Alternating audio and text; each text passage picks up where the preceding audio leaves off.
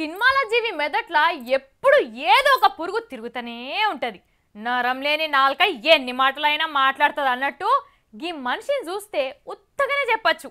పెంట మీద రాళ్ళేసే పనులల్లా పేరు పోయినా అని ఆయననే ముడుచుకుంటాడు. హసుంటాయన మళ్ళేదో ఘనకార్యం వెలగబెట్టిండట. చూద్దాం పారి. గీ రామ్ గోపాల్ వర్మ సారేందో గాని ఉండే తానుండడు. తాపకో ఏతుల ముచ్చట్తోని వార్తలకి ఎక్కుతాడు. వర్మ సార్ కు మళ్ళేం కలవాడి పాడైందో గాని బాల్చందర్ సారు సచ్చి సర్గం పోయిండు. మా సక్కనోడు దేశంలోనే ఏక్ నంబర్ డైరెక్టర్ ఉండే అని గిట్లా టిట్టర్ పిట్టే గూట్ల అచ్చిరాని రాతలు రాసిండు. పెద్ద సారు చచ్చిపోయినందుకు మస్తు బాధ అవుతుందని గీ ముచ్చట నాకే తెలుసు, ఇంకెవ్వరికి తెలియదు, అందరికి ఎరక చేస్తున్నా అనుకుంటా సంతాపం ప్రకటించిండు ఈ ఇగ్రవంతుడు. దావకాన్ల పడ్డాడని ఎవలో చెప్పిన ముచ్చటిని మొత్తానికే చచ్చిపోయిండని రాసిండంటే వర్మ సార్ను ఏమనాలే చెప్పురి. ఈయన రాసింది చాలా మంది చదివి మళ్ళా వర్మ సార్ కు ఫోన్ కొట్టిర్రట.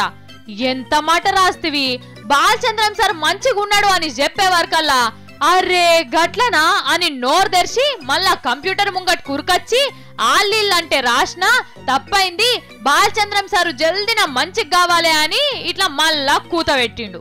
మరి ఈయనేమన్నా ప్రపంచ సోషల్ మీడియాకు లీడరా, ట్విట్టర్ పిట్టలా కావాలి కాసే మనిషా? వర్మ సార్ లెక్కనే కొన్ని టీవీ ఛానళ్ళు కూడా సోయి సొంపు లేకుండా గుడ్డిగా కొన్ని గిసుంటి వార్తలు వేస్తుంటారు అప్పుడప్పుడు. పానాలతోటి పరాస్కలు ఆడితే ఎట్లా చెప్పురి? ఆలస్యమైతే ఎందుకు ఆలస్యమైందని ఎవ్వరు అడగరు గాని వార్త వేసేటప్పుడే జర వెనక ముందు ఆలోచన చెయ్యాలి అంటున్నారు పబ్లిక్.